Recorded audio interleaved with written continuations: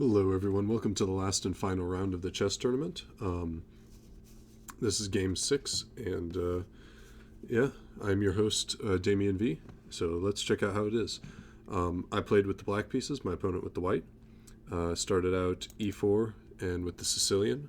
Of course, this was what I had prepared ahead of time. Played an early bishop out and d6. Queen. Now, this line, very important. You see this all the time in like very low intermediates, right? Like, 1,000 level, 1,100 level players. They'll play this queen out early, and they're trying to get not necessarily mate threats, because I currently have an escape route for the queen or the king, but just these really early, basically variations of the scholar's mate. And it's important for, everybody to, every beginner to learn how to stop these. So knight out, of course, I'm blocking the queen, but this move was very important because without it, they could simply pressure the knight and make him leave. So I have the square guarded. Knight jumps out. Of course, it looks like he's making an early attempt on my king side. Again, I'm guarding the square, as well as just developing. Moves forward now. As you can see here, this knight is guarding. He's playing a variation of the fried liver, and I play this all the time just on the queen side. But yeah, so in other words, what I stopped with this knight is now happening again with this knight. This bishop covers it. He's going to check my queen. Queen has to move, and he picks up the rook. So, of course, we have to stop this. Luckily, since I play this all the time on the queen side, I know just how to stop it. e6. And this stops the bishop. The knight no longer has power. I can simply just take back. The queen's guarded, and the bishop's guarded, and that's how you successfully stop the fried liver from taking place. This variation up to move 5 here, I've seen it a million times. This is just standard theory.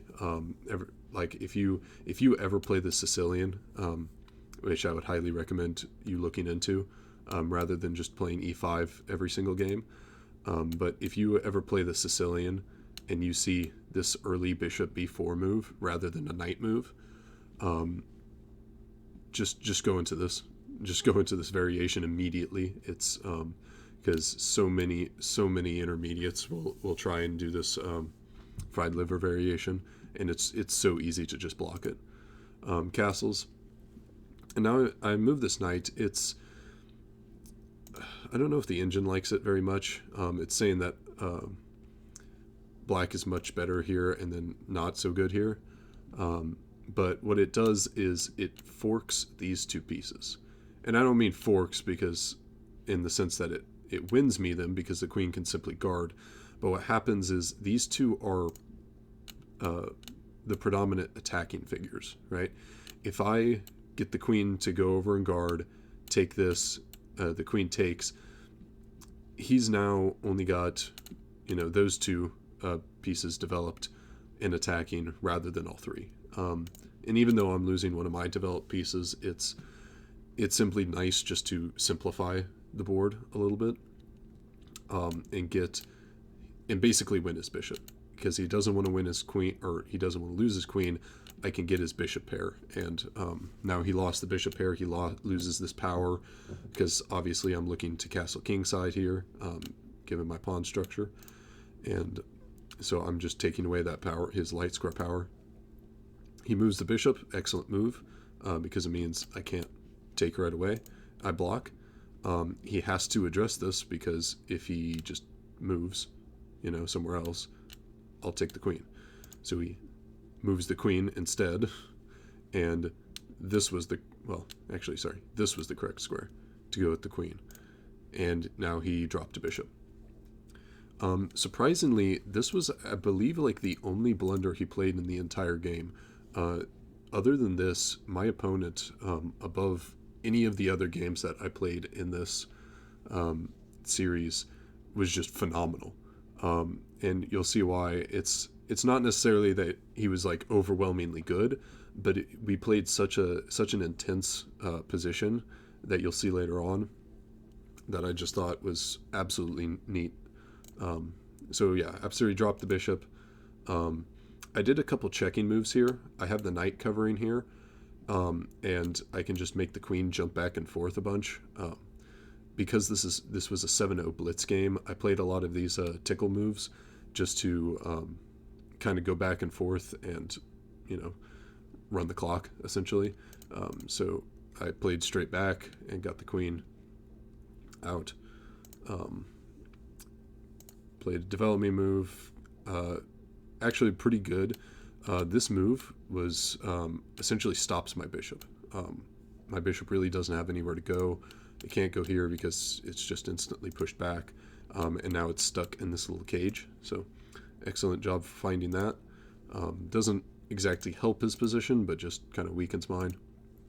Forces knight out, and now I do that again where I kind of tickle his queen, set up a battery, very important for later. He moves, again, just strengthening his pawn. There was a lot of this game was incredibly long just because there was all these intermediate moves, and I think that's kind of why I thought my opponent did such a good job, was because he took his time and he didn't just constantly attack. He took the time to make these developing moves. Get his knight on on these open squares where he has attacking potential. So anyway, I jump back again. I have these little tickle moves that I can do, force the queen to jump around, and I get my castle off finally. So something to note, that anybody who plays this position with their king in this very dangerous spot is that this piece is not, well, it's currently guarded by the knight. It is not guarded by this pawn, because if this knight moves, like somewhere else, like gets traded off, and his knight somehow takes this after, bishop takes, this pawn is pinned because of the queen, and that's very important that this knight remains here to guard against this bishop attack, because what'll happen is you'll have something like knight will drop back and then the bishop takes and you can't take it back. So that was something I was analyzing a lot in this position, and kind of put me into a little bit of time trouble. Was now that I have my knight out here, I can't bring it back because this pawn falls. And so he brings his bishop forward, obviously threatening this knight. You don't want to take back here, you just lose the knight. So this really wasn't much of a threat, because if he takes, I simply take with the knight. It leaves this pawn a little bit exposed, as I said earlier. There's choices for the knight to jump up eventually. And so I guard here to allow this to be protected twice. But more importantly, this also protects your g7 pawn. And it just makes the position a lot more safer for your pieces. Opens up the center, and he hangs a pawn in the middle. Wrong rook, by the way. Every intermediate knows that you should always bring this rook from the king out first, right? Because now with this rook, your rook here on f1 is stuck. So good little just fundamental basics to know. Bring this out. I move my bishop out of the way, but more importantly than simply getting it out of the way of the rook is, remember how I told you earlier that this pawn was a danger? If this captures, I couldn't move, or I couldn't recapture with this pawn. Now the bishop is in the way. So now he no longer can capture this h6 pawn, because I can capture right back, and the bishop is there to defend, to block the king. So excellent move right there. Just simply bring the pieces on back, protect yourself. This knight is kind of out in the open a little bit. I do say I don't know why he never played f3 here. I was ahead in material, but that simply, it was a good move. I don't know why he didn't play it. Played forward, of course, the engine is recommending playing that as it forces the queen out. Here, I'm going after the knight, but I'm also putting pressure on this pawn right here. He moves the knight. I try and work on the open file. Again, I leave this file open for this rook as well to guard here. And he blunders, well, I guess he did blunder another piece in this game. Blunders the pawn by moving the knight.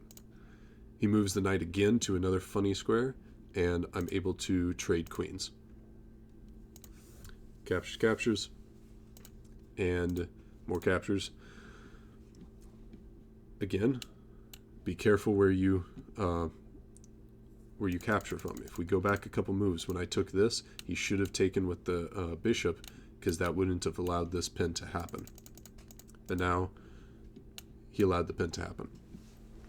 And this forced him to give up the rook. Of course, I don't have to worry about this because I can force him to move. That comes with check. He takes, and I move away.